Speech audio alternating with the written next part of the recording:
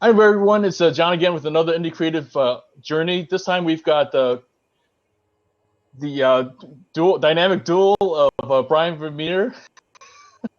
Let's try that again. Sorry, yeah, let's try it again. Take two. Vermeire. Vermeire. And it's the dynamic duo, not the dynamic duel. I'm not fighting her. Nice. Oh my god, I'm gonna get so wrecked. All right, let's go. Keep going, John. You're nailing it. All right, let's keep going. Hi everyone, it's John again with another indie creative entrepreneur's journey. This time we've got the dynamic duel of Brian Vermeire, his pal, what's Maggie. Maggie, and Kristina Hughes. Yay! And we're going to talk the business of show business. But before we get into that, maybe you guys can talk a little bit about what lights you up in the morning when you get up, and what is it that really makes you want to get ready to take on the world. This precious bundle of joy right here lights me up. Yeah, 3 rescue cats in the office, so they travel with us, and sometimes they like to be on camera. So, but what gets us juice? Was that the question? I mean, look, every day is exciting because we're in an industry that it's so different from day to day to day that you're not bored. I think we have plenty of friends, and you may have friends as well who are living the corporate 9-to-5 banker job, hating themselves and the cubicle they're locked in, and it gets a bit monotonous for others. And with us, every day is something new, something unpredictable, but fun, and most of the time, challenging some of the time, but that's the life of an entrepreneur, and also in being in the entertainment industry is always throwing for balls. I think. So we can wake up in the morning and go, we're gonna do this, and and all of a sudden we get called for a last minute audition. So we juggle things for our staff takes over. It's a month. It's a while. But coffee is really the main thing that keeps this beast going right here, and ketchup, and In-N-Out Burger. I don't want to. No, I'm trying to be healthy. I'm trying to be healthy. But you know what? We're going to do this. We're going to keep going, even though there is no host right now. We don't need a host. John, you're so weird. Because John is missing in action. But luckily for you, we are not. And here he is again. And John is back. Look in.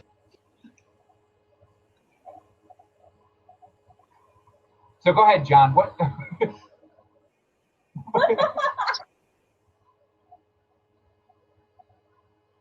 Okay, so are really passionate.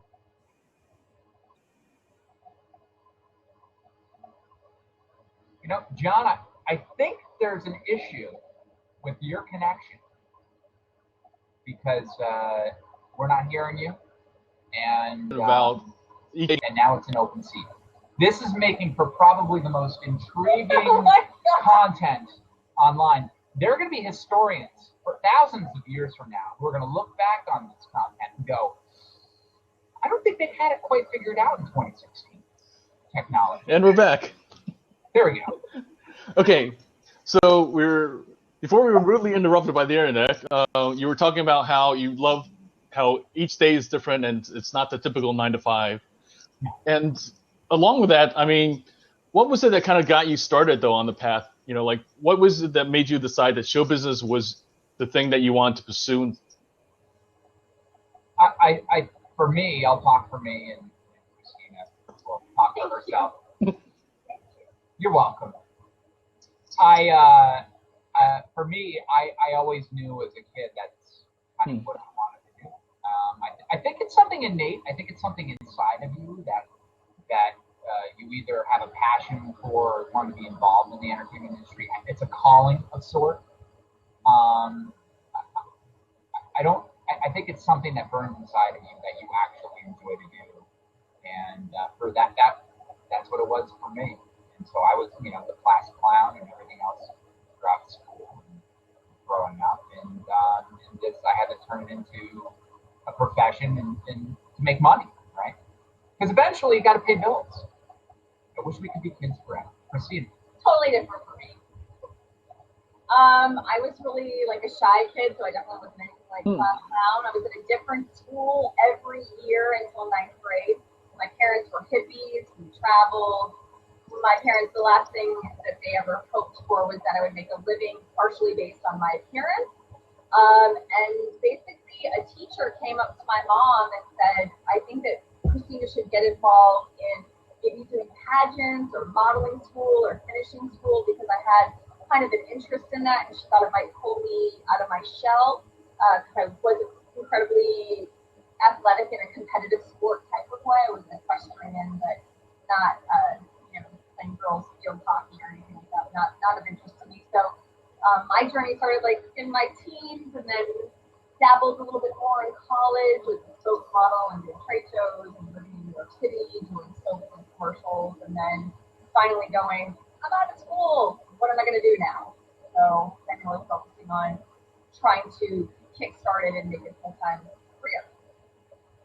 And how did you guys end up working together and like deciding that you want to collaborate and grow a business together? Well, we are a couple, and we had our first date on October 5th, 1998. Wow. Wait, was that long ago? And we had a really good first date, and kind of took it slow because I wasn't ever really interested in being with a performer.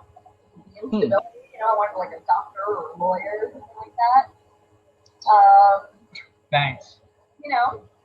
And things were good, and we hit it off. We hit it off through a mutual friend here in LA, a woman I worked with on a television show, and we've got a cat crossing our dog, and that makes it exciting, right? Authentic, good girl, Meg. A woman I worked with on a show. Okay, this is amazing. A woman I worked with. We do stuff like this. Now we're doing it. A woman I worked with on a show went to college with Brian and tried to arrange many dates and introductions, and it didn't work out. It worked out. And then, a year and a half later, 2 years later, we found ourselves as entrepreneurs. And the way our company started was actually Brian saw what I was doing when an agent would call me or a manager would call me, and how I would record my audition details in a notebook. And he was kind of like, hey, I could make this a better updated version. And for Christmas, I didn't know this, he gave me a gift. And it was basically a form page of all the questions I was always asking, which was really nice because it shows that you paid attention to what I was writing down. And we actually have the book. I found in the archive. There. Oh. We never bring the book out anymore because it's in a big plastic bag for the Holden Log Museum that we'll have someday. This is from the archive.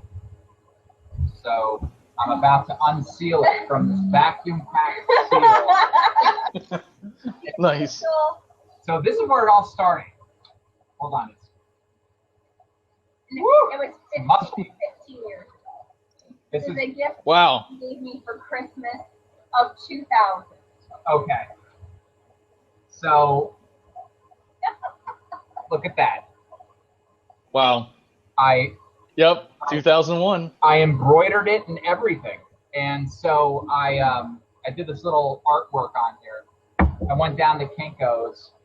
I remember her questions when she would get called, and so I made it into a form page, and then every page was an audition. And, very cool. And so immediately she started just putting everything in there when I gave it to her for Christmas in 2000. And she was like, oh my gosh, this is great. And she just started filling it out. And then I was like, well, I need one. And so I immediately cheapened her gift. I made one for myself. And then I said, please do, because the whole thing was I was tired of remembering everything going on in my life and my career, as well as when and where he had to be places. And so. But what's interesting in here, somewhere in here, is an audition for a show that we ended up having a callback for. And how cool is it to look back and go, oh, this was when American Idol wasn't even called American Idol yet. We were auditioning and in callbacks to be the hosts of that show. So Wow. Wow, whatever happened to that show? Oh, it's American Idol. Interesting. Or whatever happened to that movie?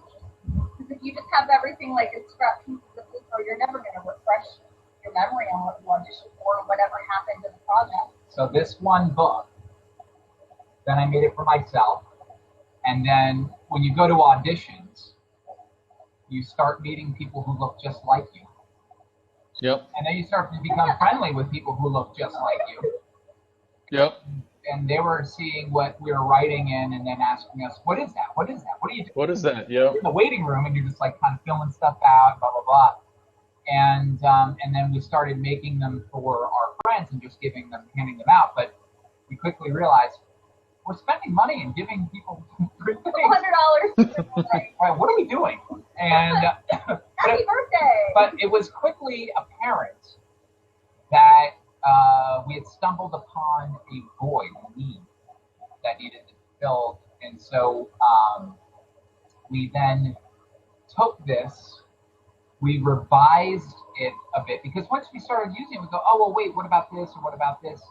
And then we revised it, and then revised it again, and then we were knocking on the doors of Sam French, which is, where are you, John? Where are you located? I'm outside of LA. I'm by Ontario area, Rancho Cucamonga it's called. Yeah. Yes. Actually, it took about 3 months of phone calls. You know Sam French then, right? Yeah, yeah, definitely. Bookstore that, yeah, it's geared specifically for entertainers. Yes. And so it took about 3 months, as Kristina was saying, of knocking, pounding on the door to finally get a meeting, which took place up in an attic of Sam French. Not very glamorous. And we sat on wooden crates. I'm not kidding you. And we spoke with this woman there, the manager, and it was a 10-minute meeting. She looked at what we had. She said, I'll take X amount. I'll take 10, she said, or 20. Nice. Okay, wow. And then they sold immediately. They sold out. And then they ordered it. That's awesome. And then eventually we were getting orders from them in hundreds of different logbooks, because as our product expanded, our product line expanded. So we had the original audition log, and then we ended up creating a version for young actors to log and track their auditions, because it was a little different. And then we created one for background artists to log and track what they need to log and track. When you book work, you should log and track a tracker. So all these 10 different log books to log and track different areas of the business. And we knew right away when we started with the original Holden log that that it should be, we definitely saw that how this could be software. And and it's kind of funny, a lot of people ask us, well, where'd you get the name Holden log? They think that Holden is like my last name or her last name. Right. They're like, what the heck is Holden? And essentially, that was the sound you make when you got called by your agent or manager or casting director. You would say, hold on, let me create a logbook. And so that's the name, Holden log. Got it. I didn't even think about that, yeah. Yeah, so then we then had software. And let me tell you, as an entrepreneur, it is a massive undertaking. Oh my God. I was gonna say, you're not a programmer, right? No. Okay, so how did that come about? I mean, you saw the need, so then what did you start doing then after that? Well, we knew it had to be software. We really knew we were on to something. Right. And so we started to look for programmers. And I mean, we knew it was going to be expensive, and so we weren't going to go do it abroad because we didn't know. We really wanted to find somebody U.S. based, which is more expensive. But we couldn't figure out how to get some people from India and explain to them, no, an audition is it's too hard. The audition process is hard even for a programmer to understand, and when they're American, So this is kind of different. Yeah. And in fact, we had meetings with all different kinds of people. We had a programmer. I'll say the name because I don't know what. Yes, yeah. I'll say the first name. His name is Omer, or was Omer. I don't know where he is anymore. We had this meeting with this guy named Omer. A friend of a friend. A friend of a friend of a friend. So you can't go wrong there, right? A guy who's around our age, right? And basically, he kind of threw this proposal at us. He would be the project manager. Now, we've never dealt with anything like this. I'll be the project manager. This is before the apprentice. We didn't go to college for business. Right. You know? And his whole thing was, I'm going to make this, I'm going to get some college kids to work on it, and blah, blah, blah. And I want to make X percentage in perpetuity, which was the first time I had ever heard of perpetuity. So I had to look it up, which is kind of funny. And so, meaning forever. He would forever. Any bastardization of the program, he would still earn money on it, right? And you know, they were like, there's gotta be another alternative. Yeah. So we continued on, and we found this programmer in Brentwood, of all places. Okay. An amazing, not a cheap location. Not a cheap location, and not a cheap person to hire. But let me tell you, right. They were an excellent team. We hired a whole company. It was the lead guy. Yeah, it wasn't like one person. Yeah, right. One nerd. No. Yeah, but the lead guy was incredible because when we would have meetings with him, the original notion was, you know, we showed him the audition logbook. Just a page. As we were building it, he's like, oh, well, what if we do this? And then you need this. And then you need this. And then we're like, whoa, we never even realized, like, how many. Yeah. So the original concept of just the audition log, but in electronic form, quickly then turned into a bigger beast, which cost a lot more money, and of course, was scary, and still is scary, quite frankly. And so that program was called Actor Track, and it was a Windows only product. It launched in 2003. So if you want to think about how quickly we went from our logbooks being mass produced and being sold in 2001 to then within 2 years we had. I thought maybe I had a little. Within 2 years we had software. That's pretty impressive, I think, for people who've never done that before. Yeah, because our big date was we were selling in Samuel French early 2001. September 11th, 2001. World's going to, you know what? We had our very first online order. Was on September 11th, 2001. And it was I had worked with on Days of Our Lives. And I later saw her and I was like, wow, I noticed you ordered. And then we were supposed to fly on September 11th, 2001. Thank God we got on a plane. July of 2002 was when we handed our very first check to that programming team. And we were in Hawaii for a week. And we were like, oh my God, we just paid them how much money to start this thing? So that's when that was like a big. So you guys paid out of pocket to hire these guys? We got creative with our financing. Okay. But I mean, it's, I mean, you want to get.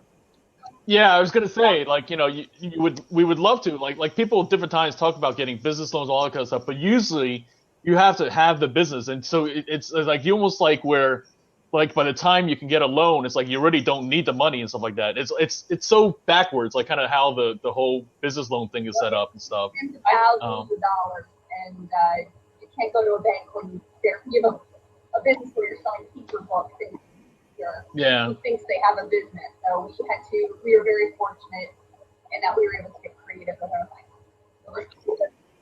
So, like, was there somebody who kind of, like, I don't know, like, other than the team program team stuff, I mean, was there anybody who, like, and other than Guy who, like, said that he wanted your, you know, firstbborn child stuff, was there somebody that kind of helped you along the way, that kind of helped guided you, or, like, it seemed like you kind of, wow, that's incredible. I mean, but we did a lot of it on our own. I mean, Brian owns a patent. We're smart people.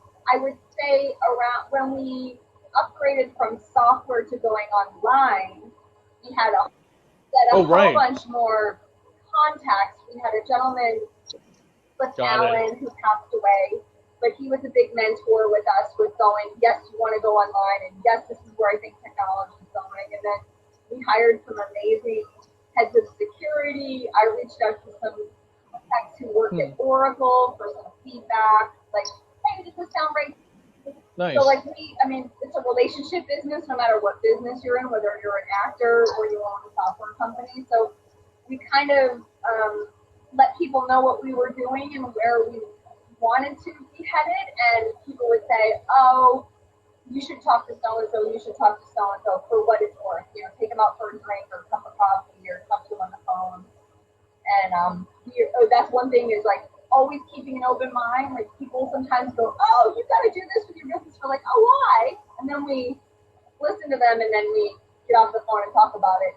And we're like, and we're like, wow, that's an interesting concept. You can't be reactionary. You can't be snap judgment reactionary or knee-jerk reaction kind of an individual in this business, which is something we've learned the hard way on certain aspects. Like for instance, I'll give you a big for instance, is when we developed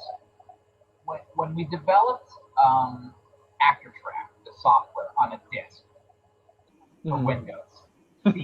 Right. Back in the day, which isn't too long ago. Well, maybe it is. I know, that's what's amazing. 2003, right? 1 in 40 people were Mac users. Oh. And we actually did research on this, and we did trade shows, little surveys. So Windows only was the way to go. Right. Now you're talking about a time that I think either the iPod had just come out. Apple was not anything like it is. Yeah. And actors were like, oh, I can't afford that. I can barely afford to pay my rent. I can't spend $2,000 on a computer. Right. And so anyway, we launched in 2003, and then PDAs were becoming big and hot. Remember Palm OS, right? Yeah. And we then unloaded another ton of cash to create a Palm OS 3, 4, and 5 version of ActorTrack so that they can then sync. Okay, which wasn't a perfect science of synchronizing, but everyone banging, oh, I need it for Palm OS 3, 4, and 5. So we put our money. We were like, oh, we have to do this. Everybody got one for. Right. We got to do this. We have to do this. Then we released that, and then people were banging on our doors, going, well, I need the BlackBerry version. Remember, BlackBerry started. Right. Yeah. BlackBerry. The iPhone comes out, then the Google phone comes out, and Netflix, and then the drug, and everyone. I need it for this. I need it for that. Right. And this is, I think, the problem with most businesses is that as soon as somebody starts saying, "Oh, I need it," we have to quickly, and you gotta go. Hold on a sec. You gotta take a breather. We spent an insane amount of money. To buy a nice foreign car. We spent an insane amount of money for what we were doing. And then and as people were yelling, wanting the BlackBerry version and this version, then people were saying, all the creatives are using Mac. You need it for Mac. You need it for Mac. To a point where it got too loud. And it was 2006, and we were now saying we have to make a Mac version. We started going down the path of making a Mac version. And once we started doing that, we realized, oh no, the Mac version is going to be way cooler than the Windows version, because the Mac version, we basically can go, oh, well, we should do this and this. And we learned from our first iteration. Right. So we've learned, and we were like, oh, we need to kind of change the plumbing of the program in a way to be a lot more user-friendly, and we figured out what should connect with what and stuff. And then we pulled the brakes. And we stopped going towards the Mac version because we literally had to pull back and go, well, wait a minute. Our heads are spinning. Right. We're now spending money going down this road, which is going to make the Windows version not that great. And then now we have two different products, essentially, right? So things were getting a little messy. So we put the brakes on everything. We sat back, we looked at each other, and we were like, where in the world what are we doing? And we had to say, where are we going to be in 3 years, 5 years, 10 years? What are we going to be doing? And what is the industry going to be doing? It is short-term pain, long-term gain. Right. So where is everything headed? And we, in a lot of our conversations, and we have people who are in the tech sector, everything was starting to go online. Now, this is 2006 we're having this conversation. Right. And it was kind of hard because we've been selling a software product where people buy and they pay once and they own it, right? But having an online version is great because it's residual, right? People have to pay yearly or monthly or biannual. But we have to pay every month. But every month. Our data center, I think people don't realize that. It's not like we don't have a huge bill every month for security, for the data center, it's insane. And so we were one of the first companies in the entertainment industry that was coming out with a product saying, oh, it's a service. It's a subscription service. It's a membership service. And so it was a kind of a hard pill for some people to swallow because they've been they might have had Actor Track since 2003, and now all of a sudden, wait a minute, I have to start paying? We did give our users, our loyal users, a nice incentive, and we took care of everybody and answered questions, and showed them the benefits, and people got it because they were not always updating with our free updates. We would send emails, and we have Twitter and that sort of thing, so we send emails, and backing up. People lost their computers crashed, we didn't maintain them, and they lost all their information. So we're like, service we're giving to you. It's redundant. Right. In the cloud, nobody knew. We would do seminars like, in the cloud, and nobody knew what that meant. And maybe after super. Right, that's the thing. Yeah, back then people didn't really understand some of these ideas. Yeah. So it actually being online solved a lot of ills, which is we have parents who use Performer Track to manage their kids with, and there would be a dad in Florida and the mom and the kid would be out here in LA, and we literally had a family that they're pretty big, their daughters work, and they were the Argentis, the daughter was on Parenthood from the very beginning of the show till it ended. So they had two daughters in Florida, and they would live up at Oakwood in LA. And the mom would do stuff, and then the dad was in Florida. And then they would meet at the airport. She would hand over the laptop, so the dad could then work on the financial part of Actor Track, and then they swap. So they'd say like, when are we ever going to have two users at the same time? And we were like, we don't know, because being online like that, So being online, now multiple people can be in one account at one time, and they all can be working on the same account at the same time. So it's nice, right? So no, that's not a worry. We're backing up all the data on redundant servers, right? So they're not going to be data. So all updates are live. So as soon as we hit the switch, everybody can. So it really solved a lot of problems, including. I hear myself. Okay. Including the mobile aspect. So the problem with remember when we did the Palm OS 3, 4, and 5, and everybody wanted it for iPhone and for this phone and for that phone. By being online, you can just log into your account and do what you need to do, right? And we knew that web browsing would become more and more ubiquitous as time progressed. And so, it's too fractured of a market, the mobile market. I mean, it really is. And you have to constantly update it so that it fits, so it looks nice. If you're looking at it on an iPad or if it's on this or whatever, because they change their screen resolution. It's a whole.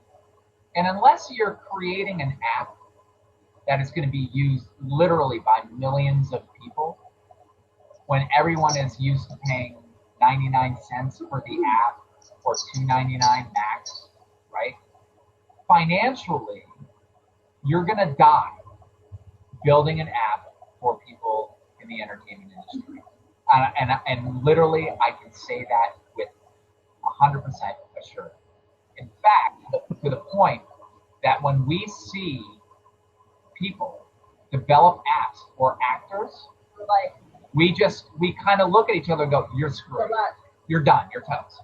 Because you'll never financially benefit because it's not big enough of a market. It truly isn't. Even though people say there's 400,000 actors, that's not enough because it is a hole that you'll get yourself dug into and you'll never get out. And so it's brutal. And there's a pretty big company out there. I'm not going to say who it is. That did something and we watched that. We watched it all the time. And that's an example of reactionary business where there's Snap, everyone was making an iPhone app. Remember, it was like, oh, there's an app for that. Yeah. This company that is wants to do everything. Wants to do everything. Came out with an app that with a price point of $25. Okay, and even that was crazy. But they're like, No, you have to have this. Right. You're not going to get one. Right. But even they knew financially that's what you have to charge, even for it to make sense. Try to make any kind of money and maintain it and support it and promote it. And that app for this big company was gone off the App Store in less than 2 years. Boop, boop, boop, right? And They we should have talked to us about it. I could have told. I could have said, "Don't do it. Don't save your money, save your time. Invest in your website. Invest in your core product. Don't do it.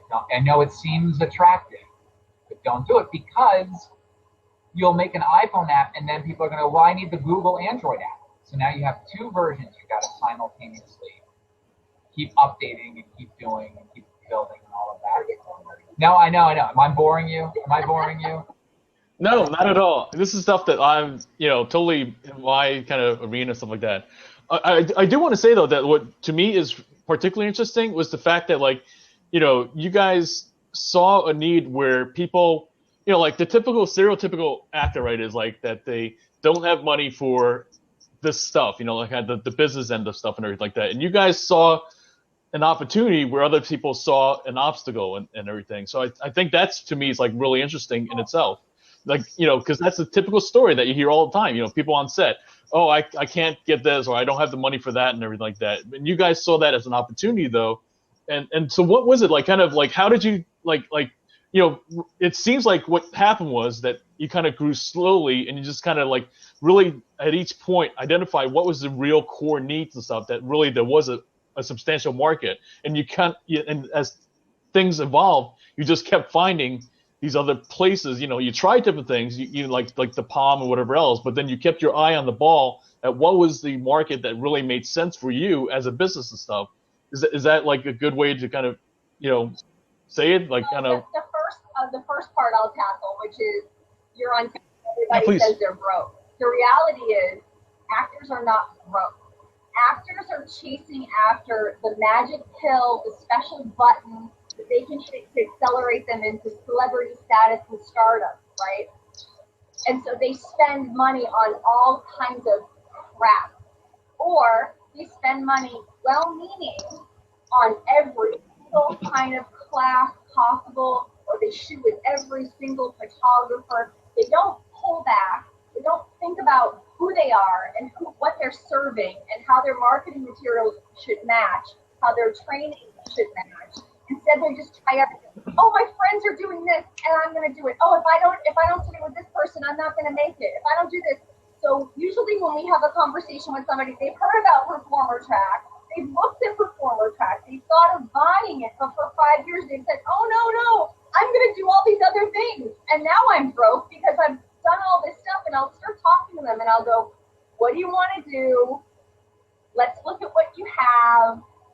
And then we can kind of peel the layers off the onion and see where all this money was mismanaged. So we love to get performers when they start out, when they're doing extra work, when they're in college or high school and they're thinking about, doing it, or when maybe they've had kids and they're re-entering the marketplace, or they've retired. We have a lot of senior performers who have retired. They used to be lawyers and doctors or military or whatever, and now they want to work on set at any level.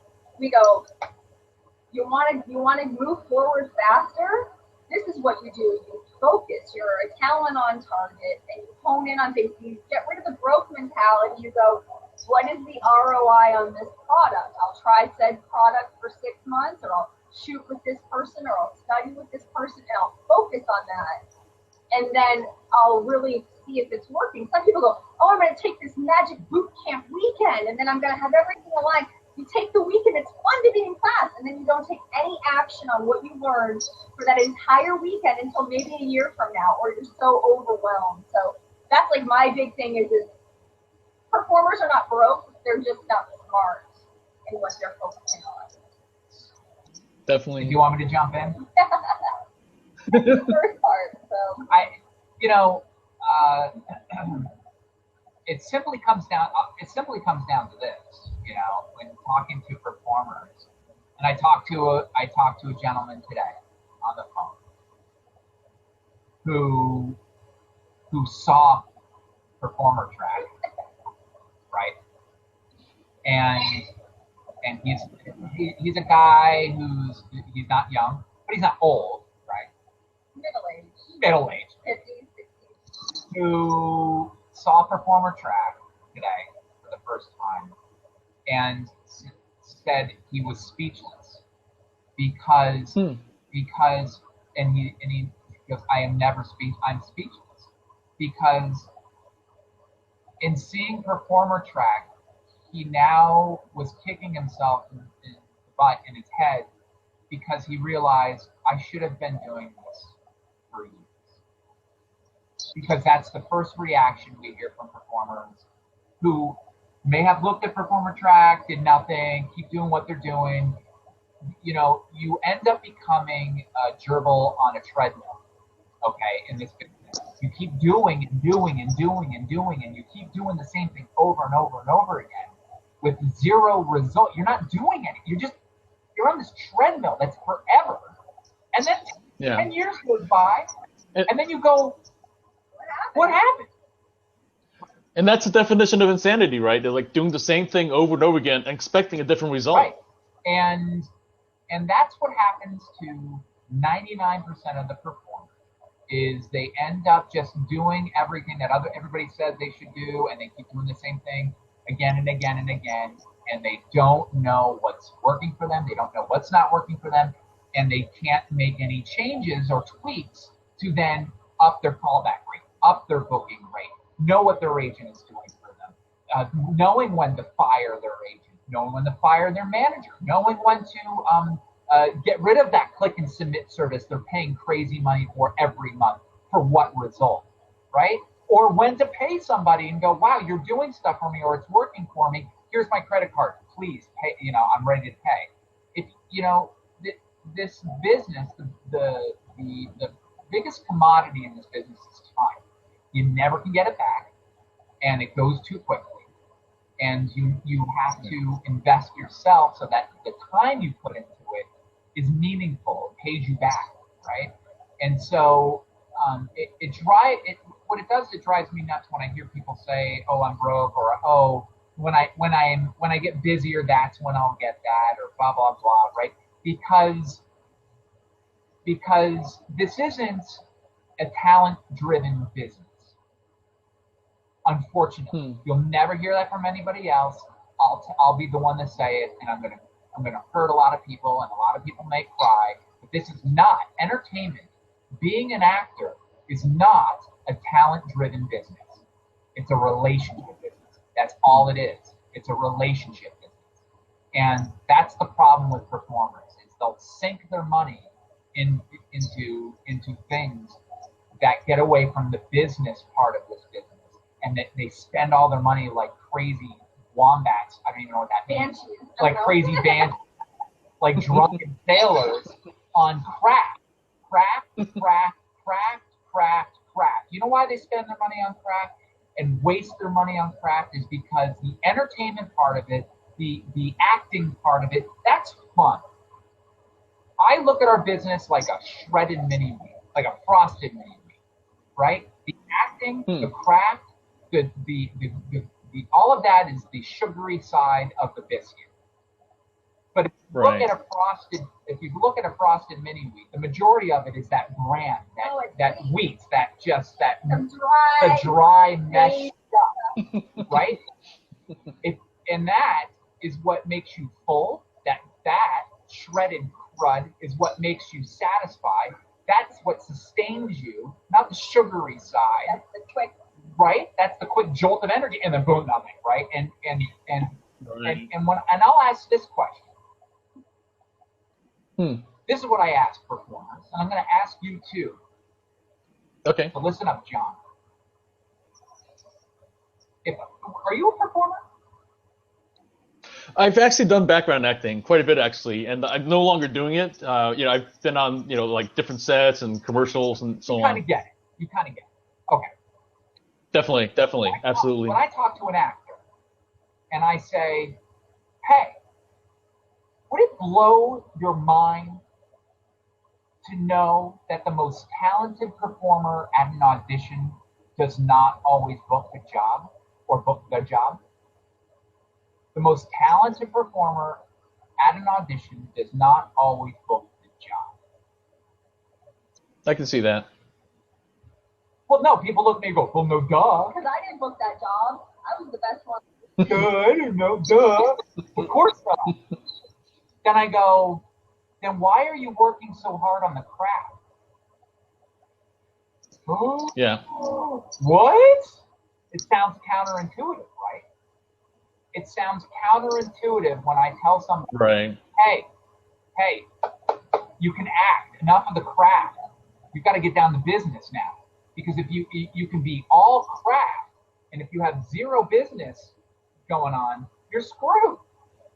But the opposite is true too. If you have no talent, right, you don't know your way around set, and you don't know your way, camera, but you're all admin, right? And then you're screwed too. Well, maybe not, because if you have no talent, you could be another Polly Short. At least you could be Snooki, right? So there is something else going on outside of the talent realm that is dictating whether or not you make it in this business, and that's how to negotiate and run a business in this business, which no one can teach you. However, we have the program that gives the framework for the performer to actually run that business in a very succinct, targeted way. Let me tell you something. Where's the book again? Where's that right there? This first iteration, right, was just basically going, the name of project, of this, of that, blah, blah, just like stuff, right? The stuff, you just write it down. Oh, cool. Okay, great. I'm not going to lose it here, right? That was the original purpose. Just being organized. Right. That was the original purpose. But when you start connecting the dots and going, well, wait, what about this? And what does this mean? And what about that? Then you start to realize, wait a second. If I tweak this, then how's that going to change my trajectory? And then you can start to see statistically what changes, what happens. So do you want a couple of examples? Or no? Sure. Are we out of time? No. Jump in with one thing. Go. With regards to the balancing thing here, when we do seminars around town, all over the country, and we have a webinar online called Audition Game Plan. It's at auditiongameplan.com. And we basically walk through the preparation for an audition. And we don't focus in the beginning on looking at the sides or reading the script. And we'll say to actors, how long do you spend working on the sides? Or how much time do you spend driving in your car to your coaches and paying your coach and working on it after you've worked with your coach? And they'll say, oh, I probably spend 2 hours working on the sides or 4 hours reading the script. And we'll say, what if you could spend just 15 minutes before you look at that material and really get to know the product, the project, and the people surrounding it and who they are and the whole thing is really about, we can almost guarantee that you'll get a call back. We can know for sure that you'll walk out of the audition not feeling nervous and stressed out, because so many times people, they wing it, they go in for a cold read, they don't research anything, or they work and they paid their coach, and then they leave and they're like a mess. Oh my God, I should have done this, I should have done that. We go, do what we have laid out in this audition game plan, and you'll calm those nerves. And the success rate of people who have done the webinar, who come to the seminar, is huge because we get great feedback on it. So we're like, take 15 minutes on the business and spend your hour, 3 hours on your sides or your script. That's fine, but normally people are spending 0 amount of time on the business side. So we can go, oh, there's the business. Yeah, I think that overall, like there's so many aspects of it that is just the business side that it's like, as we've talked about, that like the sugary part is the part that, the auditions, that, kind of the actual performance and stuff like that. That's like kind of just the tip of the iceberg. I mean, the real, the rest of the iceberg is all the other stuff you need to do of like researching, like kind of who's going to be at the audition or understanding what they're looking for and stuff like that. And that's the part that, like you said, very few people think about, much less talk about and stuff like that. And I think it's also part of it is like kind of because it's just the perceptions or the way that people go into the industry that they don't know, what's really it about, what is really happening and stuff, the rest of the picture and stuff. So like, it's like, what was it like? I know that for you guys, you're building this business.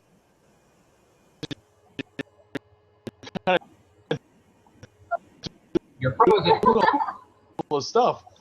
Meanwhile, you're also doing both performers, and in other words, it's really not just Now you're coming back. You're blurry.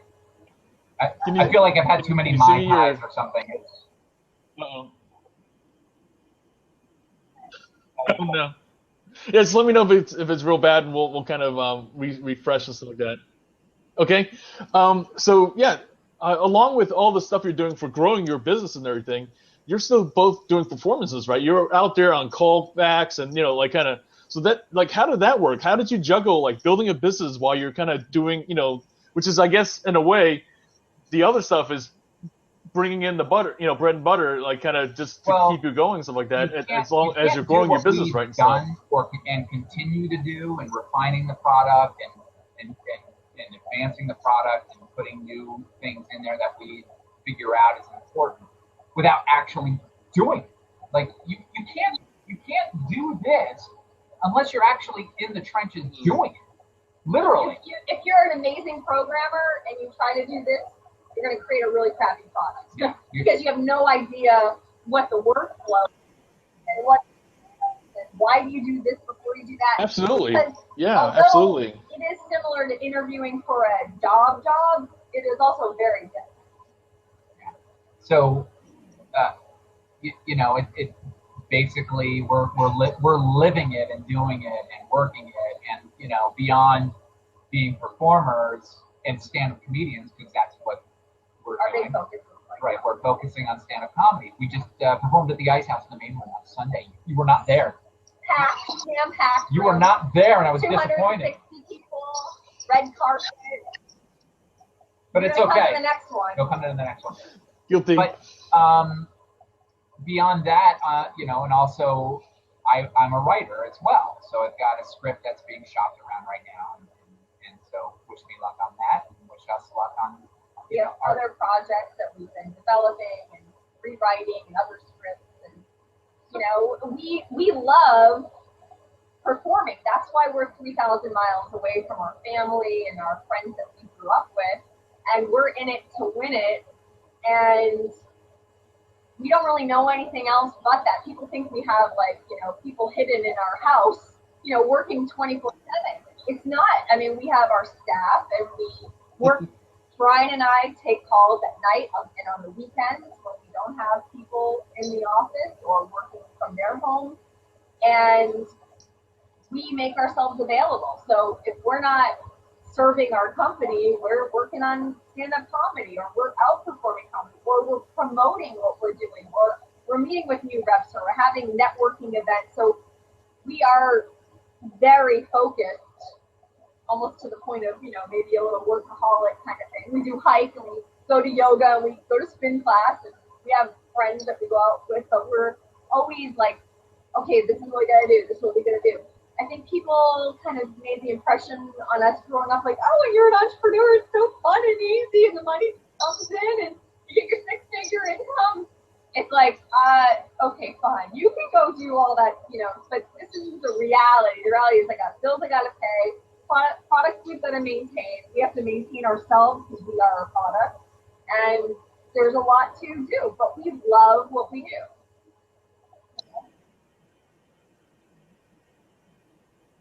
Was there like a moment though that like you guys really kind of had these doubts and kind of wondered like is this stuff going to work and everything, like early on when you were developing the products and kind of like because that's the thing that I find with different entrepreneurs is like when they're just getting their store open or they're getting their business going and stuff like that, it's that certain moment that like kind of like oh crap, like kind of we've got all this money invested and when are the sales going to come in, when is this going to was there that kind of point for you guys, or it seemed like you kind of were pretty careful with your investments, the things you kind of chose to kind of go and stuff like that? But can you take us to some time that you really wondered, like, oh crap?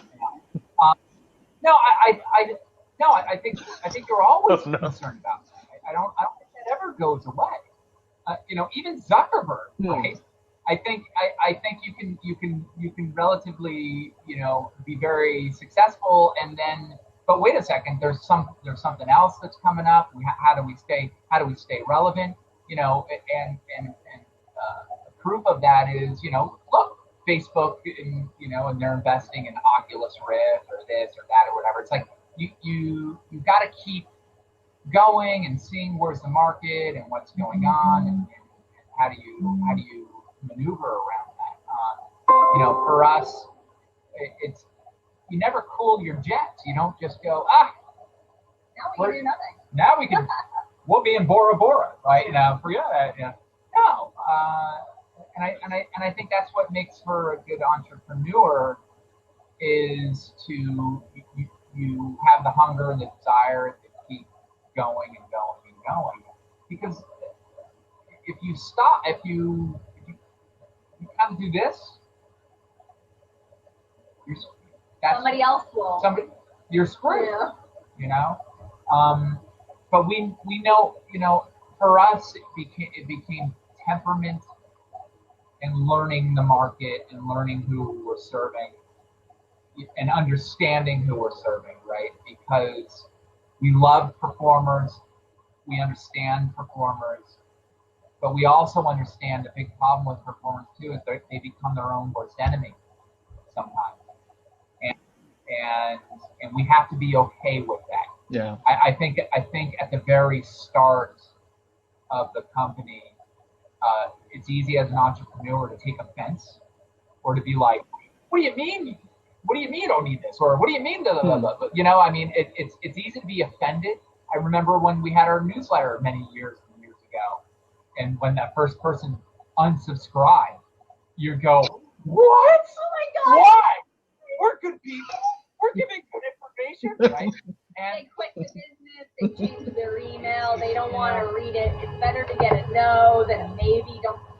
We don't want you on our email list if you don't like what we're offering, because we don't want to pay for your email on our list. So we're like, okay, no problem. And people will go, oh, I want to come back on your newsletter. Oh, I quit the business, now I'm back in the business. We're like, it's cool, we're not offended. and you grow up and you learn as you know as you work with your audience and understand who your clientele are, that performers are passionate people because they're doing what they love and want to do. And even if their family has said you can't do it, right. And even if so-and-so doesn't support them, but there's a heart there. What we provide is the backbone and the structure that is really required as a performer to really take that business seriously and move it in a direction of seriousness. And we are not.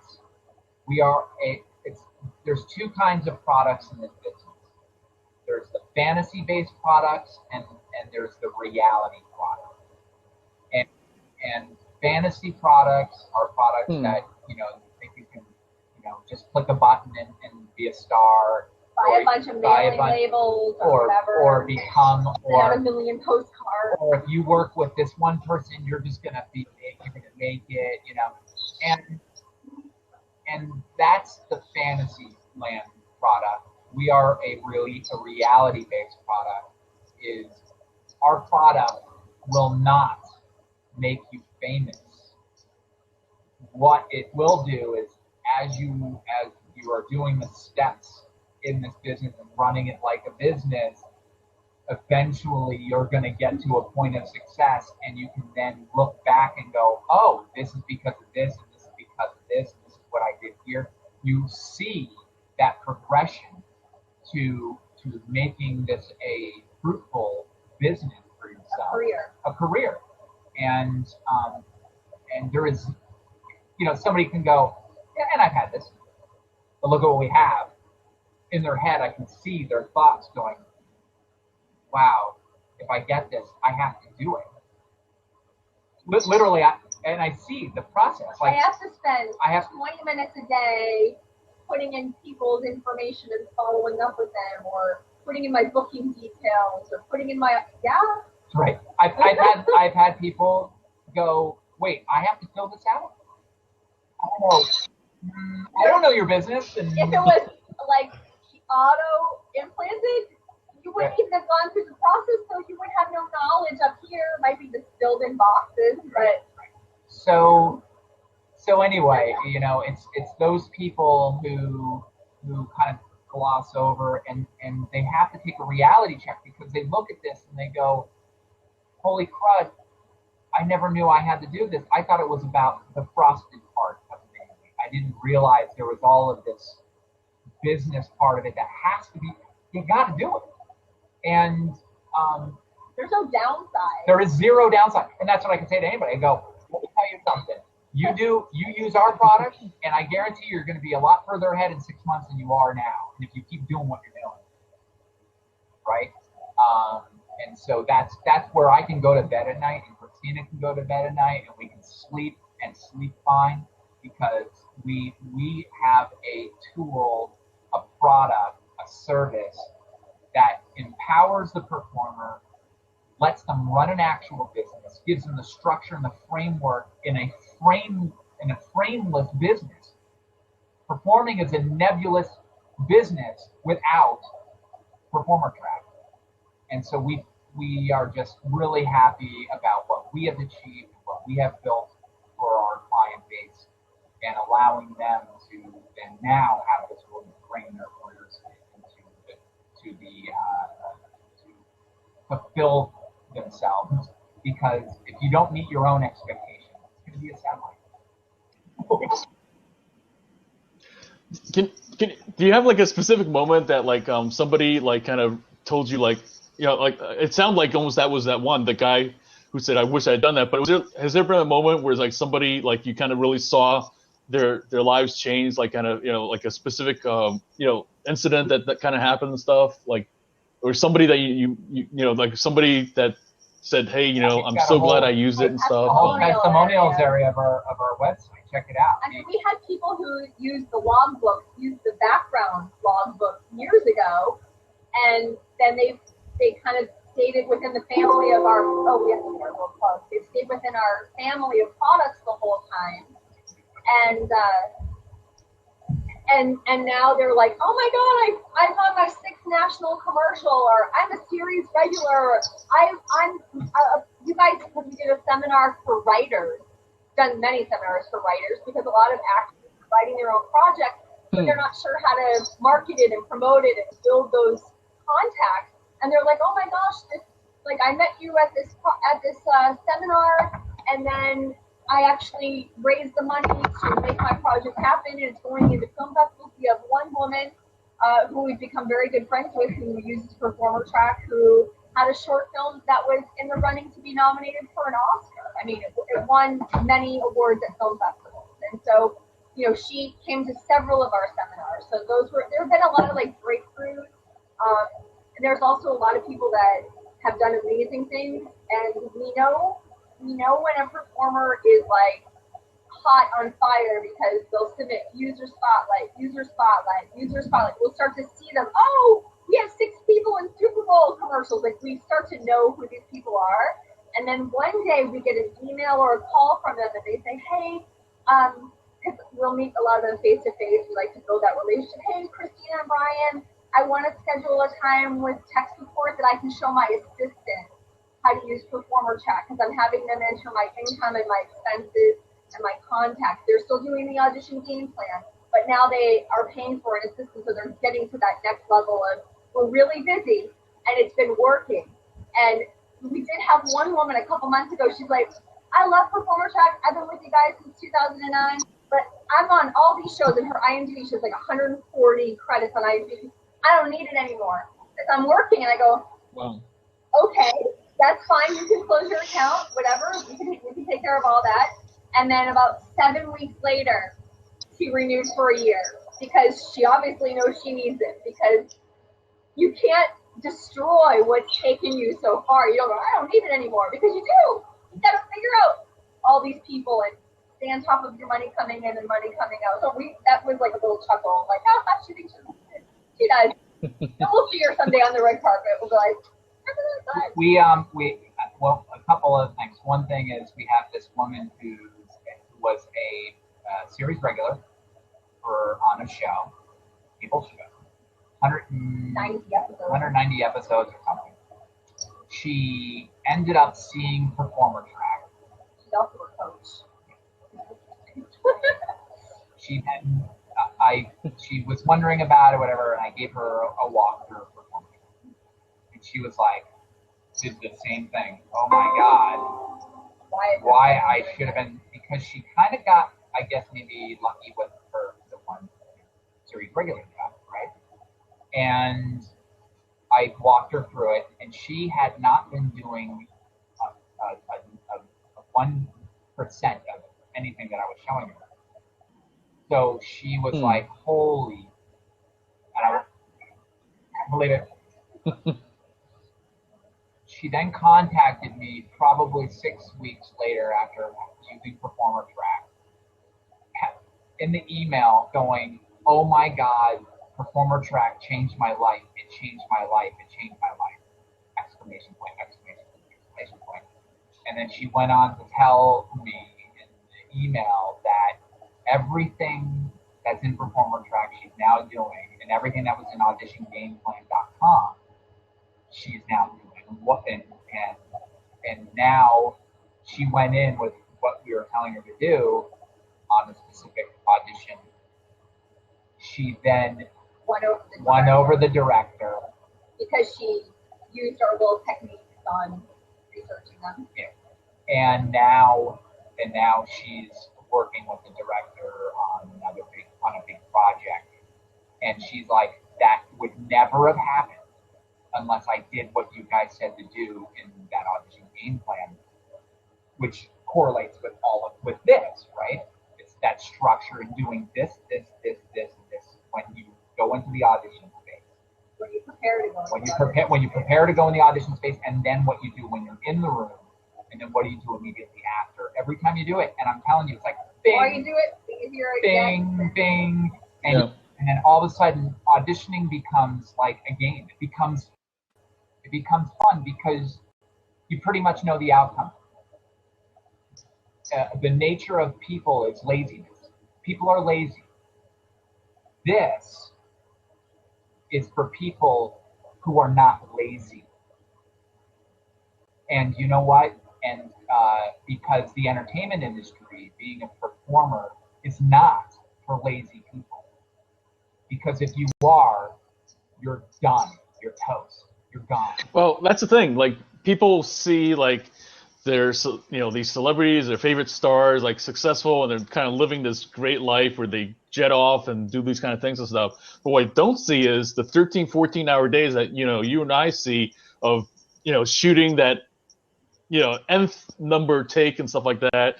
They don't see the, you know, hours of putting in preparation or writing, you know, for writers and stuff, all the other things of the craft and the things that the work that goes into production. I mean, that's what the people don't see until they get into the industry, and then they kind of go, I don't know if I want to do all that and stuff like that. And I think that's the thing that like really, you know, we've talked about that on you know, like this past mastermind on Monday and stuff like that. And the thing that, you know, we go back to is that like you've got to do the work. I mean, you know, like kind of, yeah, you know, there's things to do to kind of do work smarter, but you still got to do the work. And yeah, it's great to have something like this, you know, like what you guys have that really kind of makes it easier in a way. You know, I mean, it's not going to remove the need for the work to be done, but it helps to guide them to what they need to do by basically having fill in the blanks. You know, I mean, you know, it doesn't get easier than that. Right. We provide the structure and the framework for any performer to actually succeed in this business or and run a business in this business, which is way different than anything. There's nothing like what we do. There's nothing like what we do. And there are no classes on this other than what we've been able to do because of what we've learned from building Performer Track, from aggregate data from Performer Track. And, you know, like you were saying, the 99 takes to get it right for a film or whatever, that may be hard work, but that's still the craft fun part of it. There's not, you never see the hours of going to auditions, meeting people, taking meetings, having a discussion on the phone with your agent or your manager, and knowing, you know, who to follow up with, and hustle, right? And that's this business it's a relationship business, a hustle business, a relationship business. It's not this. It's not clicking and submitting for jobs. It's that. Looking at people in the eyes and getting to know them, or looking at people through the web and getting to know them. So, and like if when people sit back and go, oh, I want to be on the show, I could do that. It's also they don't see the agents and the managers behind them and the business managers and the hair and makeup and stylists and all that. And we actually have agents and managers who use Performer Track behind the scenes in their agency, keeping tabs on what their clients are doing, so they know when to drop their clients or when to have meetings with their clients. And this is agent speak. This is agent language. So, you know, a performer is their own best agent, but also the reality is performers need to have the team that they work with who is pitching them and promoting them and getting them connected with other people that they might not have access to. So that's where this becomes a great tool to use to have a dialogue with your present representation or with potential reps. There is no 10-year-old boy who's on a little league baseball team who does not know what his ERA is, his RBI, his batting average. There is no kid who doesn't know that. And if you talk to a performer and you ask them, hey, what's your callback rate? What's your booking rate? You know, what kinds of auditions are you typically getting? And what's your agent's success rate for you? If you don't know those numbers and you don't react to those numbers and make changes and try to increase your numbers, there's a term called Kaizen, which means constant improvement. Then you're out of luck. You're pretty much done. And that's what Performer Track provides, is taking all of this stuff you're putting in Performer Track, and behind the scenes, it's number crunching everything you do, and has a whole statistics area. So I can run quarterly reports, I can run yearly reports, I can run reports any date range of my choosing. And then that way I can see, the first quarter of 2015 was going better than it is this quarter. Why is that? And start making changes so that my second quarter, the numbers ramp up again. You know, and it's funny because and at the end of the day, if there's any performer who can listen to this and go, I don't need that, and that's when I become brutal and I just go, get out of it. Just do yourself a favor. You're not doing me a favor by not getting our program, but do yourself a favor and don't waste 5, 10 years of your life just being a hobbyist.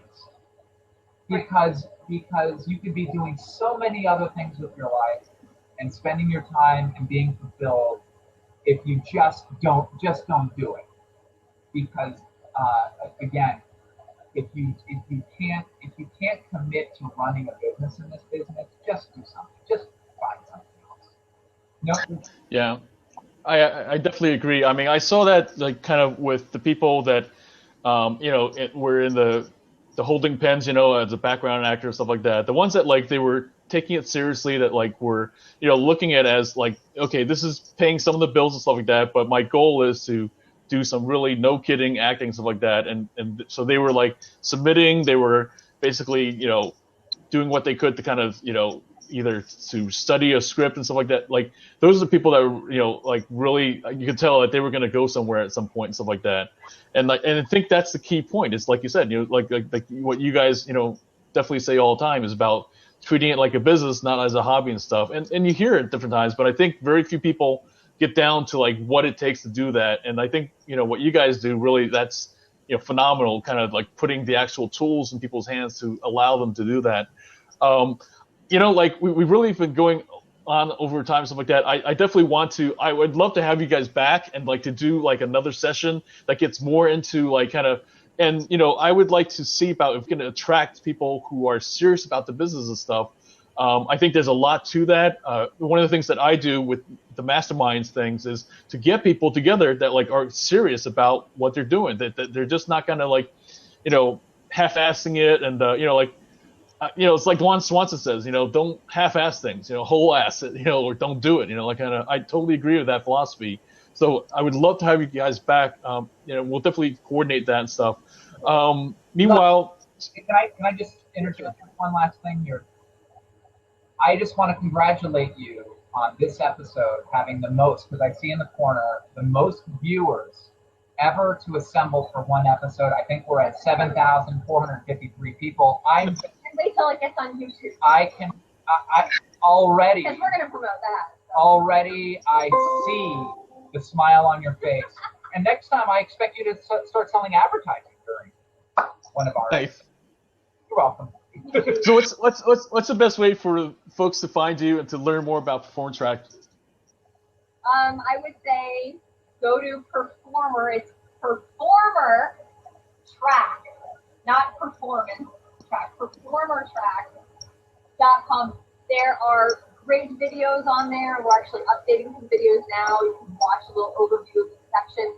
And really, the heart of it is do audition game plan. It's a great webinar on there. It's over 2 hours of content. It will blow your mind. Auditiongameplan.com. Auditiongameplan.com. By the way, is this backwards to you? No, it looks fine. Yeah, so it looks. Yeah. It's awesome. On our computer, it's backwards. But auditiongameplan.com, performertrack.com. For analog people who like paper-based products, go to holdonlog.com. HOLDON log LOG.com. Awesome. Thanks, guys. I'm gonna actually stop the recording.